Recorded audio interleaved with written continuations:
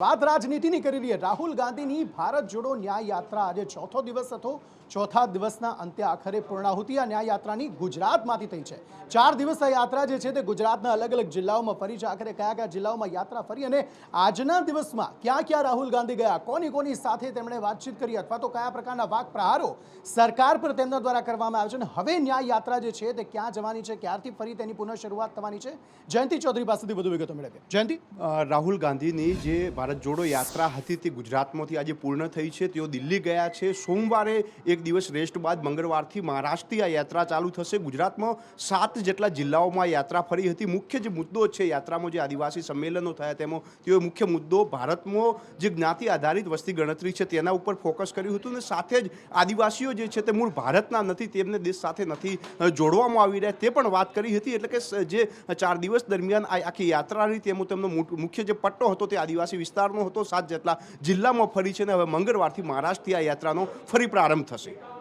આભાર સમગ્ર માહિતી આપવા માટે। અને કોંગ્રેસને આ યાત્રાથી ઘણી બધી આશાઓ છે કે ફરી એકવાર કોંગ્રેસમાં નવો જોમ ભરાશે, નવો જુસ્સો દેખાશે, કાર્યકર્તાઓ જોડાશે અને કોંગ્રેસને આગામી લોકસભાની ચૂંટણીમાં તેનો ફાયદો થશે। કારણ કે ગત ભારત જોડો યાત્રાથી ઘણો બધો ફાયદો કોંગ્રેસને થયો હતો, પરંતુ આ વખતે શું ફાયદો થશે કે નહીં તે તો આગામી સમય જ બતાવશે। પરંતુ ગુજરાતની આ ભારત જોડો ન્યાય યાત્રામાં રાહુલ ગાંધી જ્યારે અહીંયા હતા ત્યારે એક વાત આંખે ઉડીને વળગી હતી ને તે હતી મુમતાઝ પટેલ અને ફૈઝલ પટેલ તેમના સ્વાગત માટે પહોંચ્યા નહોતા। મુમતાઝ પટેલ અને ફૈઝલ પટેલ એ વ્યક્તિ કે જેણે એક ટ્વીટ કર્યું હતું થોડા દિવસો પહેલા કે ભરૂચ બેઠક પર કોંગ્રેસે મારા પર વિશ્વાસ જતાવ્યો છે, તે બદલ રાહુલ ગાંધીનો આભાર।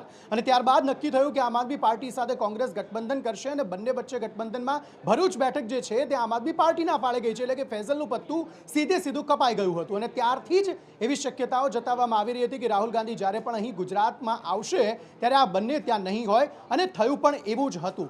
આ મામલે कांग्रेस नेता जयराम रमेशे शू कहूं ए सांभळिए। हम भरूच नहीं लड़ रहे हैं, वास्तविक है, क्योंकि ये सीट अहमद पटेल जी के नाम से जुड़ा हुआ है। हालांकि वो 40 साल से हम वो सीट जीते नहीं है, वो अलग बात है, पर फिर भी वो सीट अहमद पटेल के नाम से जुड़ा हुआ है। तो मुझे भी कुछ उदासी हुई, मुझे भी मायूसी हुई जब गठबंधन में हमने आम आदमी पार्टी को वो सीट दिया है। ये वास्तविक है, पर मैं नहीं समझता हूं फैजल से या मुमताज से कोई ऐसे बयान आए हैं, उन्होंने मायूसी जताई है, वो वास्तविक है, मैं भी समझता हूं, पर वो कांग्रेस में है, कांग्रेस में रहेंगे, कांग्रेस के साथ वो जुड़े हुए हैं। हो नहीं पाया। देखिए, जब आप गठबंधन में होते हैं, गठबंधन में कुछ देना पड़ता है, कुछ लेना पड़ता है, कुछ कॉम्प्रोमाइज की जरूरत पड़ती है, तो उस कॉम्प्रोमाइज में भरूच सीट निकल। तो कांग्रेसने हवे आशा है कि आम आदमी पार्टी साथेना गठबंधन बाद भरूच बैठक कदाच तेमना गठबंधनने मळी जाय अने तेमने फायदो थाय तेवी शक्यताओ छे, परंतु आगामी समय ज बतावशे कि आखरे आ बैठक जे छे ते तेमना फाळे जाय छे कि नहीं। समाचारों तरफ आगळ बात करिए। तृणमूल कांग्रेसे आजे पोताना 42 उम्मीदवारोना नामोनी जाहेरात करी। तृणमूल कांग्रेसे बंगाळमांथी यूसुफ पठाण ने टीएमसी में चूंटणी लड़वा माटे उम्मीदवारी करवा माटे टिकट आपी है ने बहरामपुर सीट जे छे त्यांथी यूसुफ पठाण लड़वाना छे। पश्चिम बंगाळना मुख्यमंत्री ममता बेनर्जी आज जाहेरातो करी छे। 42 जेटला नामोनी जाहेरात करवामां आवी, उम्मीदवारोनी यादी जाहेर करी। ममता बेनर्जी राज्यनी तमाम 42 बेठको माटे तेमना जे उम्मीदवारो छे तेमना नामनी जाहेरात करी, जेमां शत्रुघ्न सिन्हा जे छे तेमने आसनसोल बेठक परथी फरी चूंटणी लड़वा माटे कहेवामां आव्युं छे। आखरे कया कया अन्य नाम पण सामे आव्या छे, निकुल पटेल आ अंगे વધુ વાતચીત કરવા માટે જોડાઈ ગયા છે। નિકુલ, जी बिल्कुल थी पश्चिम बंगाल में लोकसभा की चूंटणी ने लईने ममता बेनर्जी द्वारा लिस्ट जाहिर कर देवामां आवी छे। तमाम 42 जो उम्मीदवारों है तेमां जाहिर करवामां आव्या, परंतु महत्वनी वात के मूळ गुजराती अने क्रिकेटर यूसुफ पठाण ने पश्चिम बंगाल थी ममता बेनर्जी मैदाने उतार्या छे। ए पण कांग्रेसना गढ़ गणाता जे गढ़ गणातो जे विस्तार जे बहरामपुरा लोकसभा विस्तार है तेना अंदरथी टिकट आपवामां आवी छे। महत्वनी वात छे कि आ तमाम जे जाहेरात छे आज करवामां आवी हती, जेमां यूसुफ पठाण ने पण टिकट आपवामां आवी। महत्वनी बात है कि आ पहला त्या कांग्रेसना सांसद जे छे ते रह्या छे अने तेओ चालू छे, तेनी सामे जे छे ते हवे तृणमूल कांग्रेसना जे उम्मीदवार छे ते मैदाने उतरवाना छे। ए पहला आपने जणावी दઈએ કે તમામ જે 42 બેઠકો છે તેના ઉપરની જે લિસ્ટ છે તે આજે જ મમતા બેનર્જીએ જાહેર કરી દીધું છે। જી નિકુલ, આભાર સમગ્ર માહિતી આપવા માટે। સમાચારો તરફ આગળ વાત કરીએ તો અર્બુદા સેના, જેનું નામ બદલી દેવામાં આવ્યું ને અર્બુદા સેવા સમિતિ નામ કરી દેવામાં આવ્યું। જો કે આ અર્બુદા સેવા સમિતિની પ્રથમ બેઠક મળી, એ પ્રથમ બેઠકમાં જ કેટલાક વિસ્ફોટક અને વિવાદિત નિવેદન જે છે તે વિપુલ ચૌધરીએ આપી દીધા, અને તે પણ પાટીદાર શૈક્ષણિક સંસ્થાઓ માટે અને પાટીદારો માટે।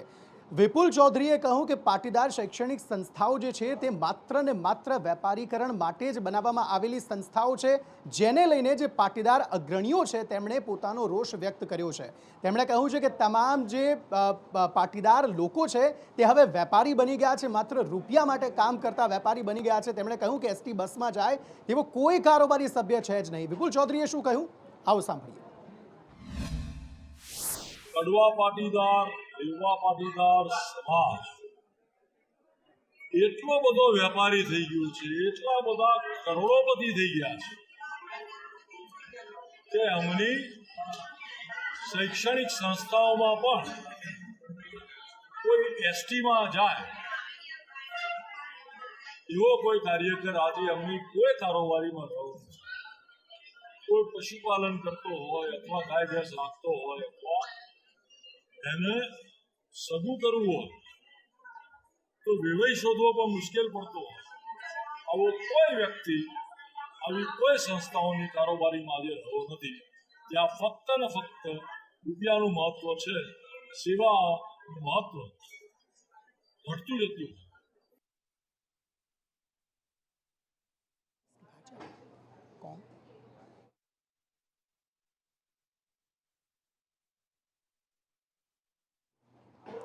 તો લોકસભા ચૂંટણીને ઘડીઓ ગણાઈ રહી છે, મહિનાઓ જ બાકી છે, અને તે સમયમાં હવે ઉમેદવારોના નામની જાહેરાત કોંગ્રેસ હોય, ભારતીય જનતા પાર્ટી હોય કે અન્ય પક્ષ જે છે તે ધીરે ધીરે કરીને જે ઉમેદવારો છે તેમના નામની જાહેરાત કરી રહ્યું છે। તેવામાં ગુજરાતના ઉમેદવારો માટે આવતીકાલે દિલ્હીમાં મંથન થશે।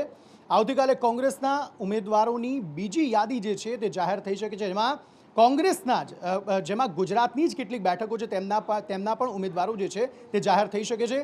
પ્રતીક જાદવ પાસેથી વધુ વિગતો મેળવીએ। પ્રતીક, કોંગ્રેસ અગાઉ તેમના પહેલી યાદી જાહેર કરી ચૂકી છે અને પહેલી યાદીમાં દક્ષિણ ભારતના મોટાભાગના બેઠકો માટેના નામ જાહેર કરવામાં આવ્યા હતા। હવે ગુજરાતમાં રાહુલ ગાંધીની ભારત જોડો ન્યાય યાત્રાની આજે પૂર્ણાહુતિ થઈ છે। આવતીકાલે ગુજરાત કોંગ્રેસના નેતા અને ગુજરાત કોંગ્રેસના પ્રભારી દિલ્હી જશે કે જ્યાં આગળ સીઈસીની બેઠક મળવાની છે અને આ સીઈસીની બેઠકની અંદર લોકસભાની ચૂંટણી માટેના ઉમેદવારોના નામ પર મંથન કરવામાં આવશે ને એવી શક્યતા સેવાઈ રહી છે કે ગુજરાત માટેના પણ ઉમેદવારો માટે આવતીકાલની બેઠકમાં ચર્ચા કરવામાં આવે, કારણ કે અગાઉ જ્યારે 7મી તારીખે આ બેઠક મળી હતી ત્યારે ગુજરાતના ઉમેદવારો માટે મંથન નહોતું થયું। તેનું કારણ હતું કે પ્રભારી ગુજરાતમાં હતા, કોંગ્રેસના અધ્યક્ષ પણ ગુજરાતમાં હતા અને આ જ કારણથી તેમનું ચર્ચા નહોતી થઈ। પરંતુ હવે જ્યારે આ યાત્રા પૂર્ણ થઈ છે ત્યારે આવતીકાલે ફરી એકવાર સીઈસીની બેઠક મળવાની છે કે જેની અંદર ગુજરાત કોંગ્રેસના અધ્યક્ષ, પ્રભારી અને વિધાનસભા પક્ષના નેતા અમિત ચાવડા આ બેઠકમાં હાજર રહેશે અને ગુજરાતના 24 લોકસભા બેઠક માટેના ઉમેદવારો માટે મંથન કરશે ને એવી પણ શક્યતા છે કે આવતીકાલે સાંજે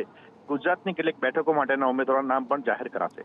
જી પ્રતીક, આભાર સમગ્ર માહિતી આપવા માટે। તો 24 બેઠકો કોંગ્રેસની અહીં ગુજરાતમાં છે, કારણ કે 2 બેઠકો આમ આદમી પાર્ટી સાથે ગઠબંધન થયું છે ને 2 બેઠકો આમ આદમી પાર્ટીને આપવામાં આવી છે, પરંતુ શક્યતાઓ એવી પૂરેપૂરી છે કે આવતીકાલે ગુજરાતની પણ કેટલીક મહત્વપૂર્ણ બેઠકો હશે કે જેના નામની જાહેરાત, જેના ઉમેદવારોના નામની જાહેરાત જે છે તે કોંગ્રેસ પોતાની બીજી યાદીમાં કરશે।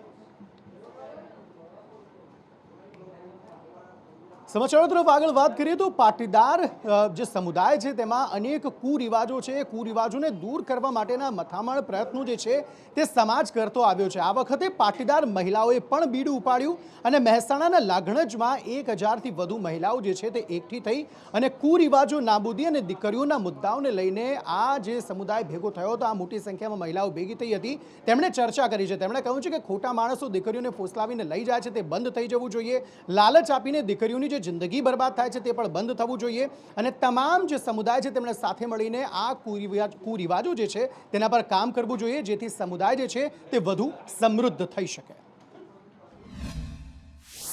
પુરુષ પ્રધાન દેશમાં યુવતીઓ ક્યાંક ને ક્યાંક પાછળ પડતી હોય છે, શું કહેશો? આજે જે સંમેલન યોજવામાં આવી રહ્યું છે તેનો શું મુખ્ય ઉદ્દેશ છે? મુખ્ય પાયલબેન એક અહીંયા આવ્યા છો 22 ગામ કડવા પાટીદાર સમાજના હોદ્દેદારની અંદર જ્યારે અહીંયા પધાર્યા છો, આપનો ખૂબ આભાર। સમાજમાં જે બહેનો જે છે 33% આપણે સરસ વાત કરીએ છીએ, પણ વાસ્તવિક પરિસ્થિતિ કંઈક જુદી છે। અમે સમાજની અંદર દરેક બહેનો જે છે એના પગભર શ્રેષ્ઠ થાય, તે પોતાના હરેક વિકાસ માટે શૈક્ષણિક, હોય કે પછી સારી કોઈ પણ વિકાસ માટે સર્વશ્રેષ્ઠ સ્થાને પહોંચી શકે, એનાથી જાગૃત થાય, એના હર હંમેશના કાર્યો પ્રત્યે સજાગ બને એ માટે અહીંયા એક સેમિનારનું આયોજન કરેલું છે.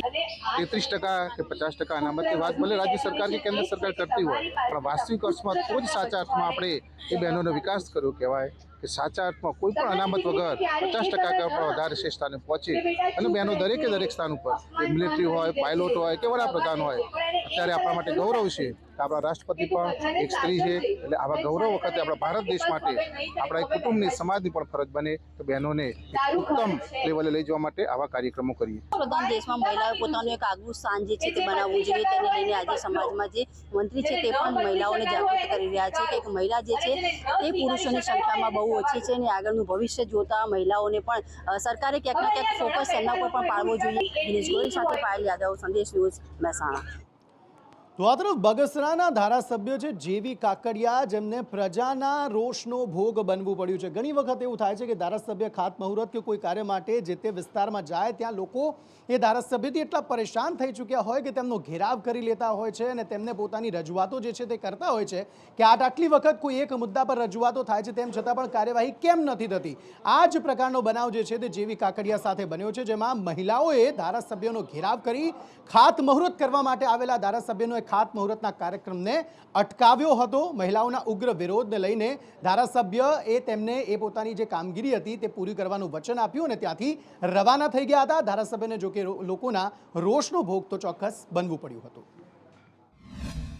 પહેલા નીલકંઠનગરનો મેઇન રોડ થાય, પછી અમે પાછળની શેરીઓનો રોડ થાય, જ્યાં લગી મેઇન રોડ નહીં થાય ત્યાં લગી અમે ગલીઓનો રોડ નહીં થવા દઈએ. અમે આખો નીલકંઠનગર એનો વિરોધ કરે છે અને આવતી ચૂંટણી મેની ચૂંટણીનો અમે બહિષ્કાર કરશું જો અમારા રોડનો કઈ ચુકાદો નહીં આવે ને. સમાચારો તરફ આગળ વાત કરીએ તો મનસુખ વસાવા ભારતીય જનતા પાર્ટીના કદ્દાવર નેતા છે અને તેઓ પોતાના અલગ અલગ નિવેદનોને લઈને ઘણી વખત ચર્ચામાં રહેતા હોય છે. અમુક વખત તે બફાટ પણ કરી દેતા હોય છે, અમુક વખત ગુસ્સામાં ભરાઈને રોષ પણ પોતાનો પ્રગટ જે છે તે કરી દેતા હોય છે.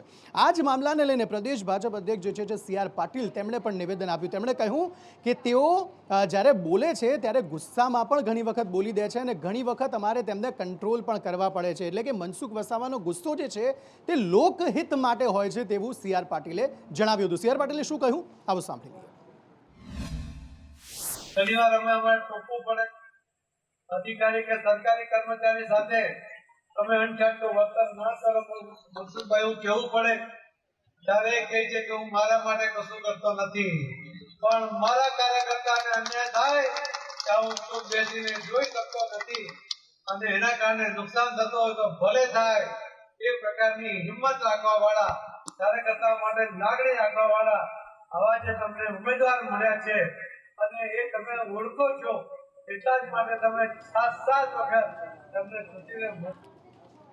તો ગુજરાતમાં આપણે જાણીએ છીએ કે ભરતી મેળો શરૂ થયો છે ભારતીય જનતા પાર્ટીનો અને ભારતીય જનતા પાર્ટીમાં નેતાઓ હોય, કાર્યકર્તાઓ હોય, પૂર્વ ધારાસભ્યો હોય, હાલના ધારાસભ્યો હોય, હાલના સાંસદો હોય, તમામ લોકો જે છે તે જોડાઈ રહ્યા છે. તેવામાં સુરતમાં આજે મોટી સંખ્યામાં જે કાર્યકર્તાઓ છે તે ભારતીય જનતા પાર્ટીમાં જોડાઈ ગયા છે. આખરે કેટલા કાર્યકર્તાઓ ભારતીય જનતા પાર્ટીમાં જોડાઈ ગયા, કયા પક્ષના એ કાર્યકર્તાઓ હતા અને તે સમયે જ્યારે પાર્ટીમાં જોડાયા ત્યારે તેમણે શું કહ્યું, આ સમગ્ર મામલે વધુ માહિતી મેળવીએ સંવાદદાતા મનીષ પરમાર પાસેથી. મનીષ.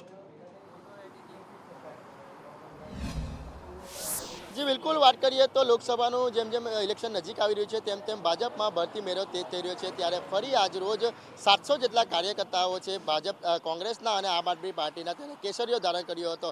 ઉડનાની ભાજપ કાર્યાલય ખાતે CR પાટીલના હસ્તે તેને કેસરીઓ ધારણ કર્યો હતો. સાથે જ CR પાટીલે કહ્યું હતું કે આ જે પાર્ટીમાંથી આવ્યો છે તે પાર્ટીમાં તેમની કહેવાય કે તેમની કોઈ જે અવગણના કરવામાં આવતી તે જ આ જે કાર્યકર્તાઓ છે તે ભાજપમાં જોડાયા છે. તમામ કાર્યકર્તાને આહવાન કર્યું હતું કે તેઓ સાથે મળીને દેશની સેવા કરે. સાથે જ વાત કરીએ તો દૂધમાં સાકર જેમ ભરી જાય તેમ આ કાર્યકર્તાને ભરાઈ દેવામાં આવશે. એટલે કહેવાય કે જેમ જેમ લોકસભાનું ઇલેક્શન નજીક આવી રહ્યું છે તેમ તેમ જે ભાજપમાં જે કાર્યકર્તાઓ હોય કે પછી પૂર્વ કોર્પોરેટર હોય, આ તમામ જે કહેવાય કે લોકોનું છે જે ભાજપમાં ભરતી મેળો તે થયો છે અને આ તમામ લોકો છે તે હવે ભાજપમાં જોડાઈ રહ્યા છે. જી સમાચારો તરફ આગળ વાત કરીએ. ગેરકાયદે બાંધકામ જો તમારું છે તો તેનું ડેમોલેશન થવાનું તે વાત નક્કી છે. આ વાત અત્યારે એટલા માટે હું કહી રહ્યો છું કારણ કે જૂનાગઢમાં મનપાનું અને દાદાનું બુલડોઝર ચાલ્યું છે કે જેની અંદર ધાર્મિક સ્થાન જે રસ્તાની વચ્ચોવચ હતું તેને રાતોરાત ત્યાંથી હટાવી દેવામાં આવ્યું ને ત્યાં રસ્તો બનાવી દેવામાં આવ્યો. મજીવાડી દરવાજા સ્થાન કે જ્યાં આ ધાર્મિક સ્થાન બનાવાયું હતું કે જેને દૂર કરવામાં આવ્યું ને રાતોરાત ત્યાં રસ્તો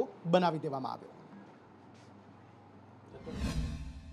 જૂનાગઢના મજેવડી દરવાજા પાસે જે ઘણા સમયથી વિવાદાસ્પદ દરગાહ હતી તેને તોડી પાડવામાં આવી છે. આપ જોઈ શકો છો અત્યારના જે છે રાતોરાત છે આ દરગાહને છે તે તોડી નાખવામાં આવી છે અને અહીં તે રસ્તો બનાવી દેવામાં આવ્યો છે. ખાસ કરીને આ દરગાહ છેલ્લા ઘણા સમયથી વિવાદોમાં ઘેરાયેલી હતી અને તેને લઈને પોલીસ સાથે ઘર્ષણ પણ થયું હતું. 1 વર્ષ પહેલાંની જે ઘટના હતી તે દોહરાવવામાં આવી હતી. ખાસ કરીને ગેબન શાહ પીરની દરગાહ તેમજ દાવલ શાહ પીરની મેદની અહીં જે નામથી દરગાહ હતી તેને તોડી પાડે છે. નવા પ્રકારની આ દરગાહ હતી તેને રાતોરાત ડિમોલિશ કરી દેવામાં છે. મહાનગરપાલિકા દ્વારા જે છે ડિમોલેશન હાથ ધરવામાં આવ્યું છે. ચુસ્ત પોલીસ બંદોબસ્ત ગોઠવવામાં આવે છે અને પોલીસ બંદોબસ્તની સાથે સાથે આ જે દરગાહ છે તે આજે રાત્રે તોડી નાખવામાં આવી છે. ખાસ કરીને આપ જોઈ શકો છો તેના મારી પાછળ તમને બતાવવા માંગીશ કે કયા પ્રકારને જે પોલીસ બંદોબસ્ત ગોઠવવામાં આવ્યો હતો. સમગ્ર જે વિસ્તાર છે તેને કોર્ડન કરી લેવામાં આવ્યો હતો અને કોર્ડન કર્યા બાદ જે રીતે દરગાહને ડિમોલેશન કરવામાં આવ્યું હતું, ડિમોલેશનની સાથે સાથે જૂનાગઢના જિલ્લાની તમામ પોલીસો અહીંને જે ખડકી દેવામાં આવી હતી અને અત્યારે આપ જોઈ શકો છો કે કોઈ પણ દરગાહના અવશેષ જે છે તે બાકી રહ્યા નથી. ઉપર રસ્તો પણ કરી નાખવામાં આવ્યો છે અને આ જે છે રસ્તાને ખુલ્લો કરી દેવામાં છે. કેતન સંદેશ ન્યૂઝ, જૂનાગઢ.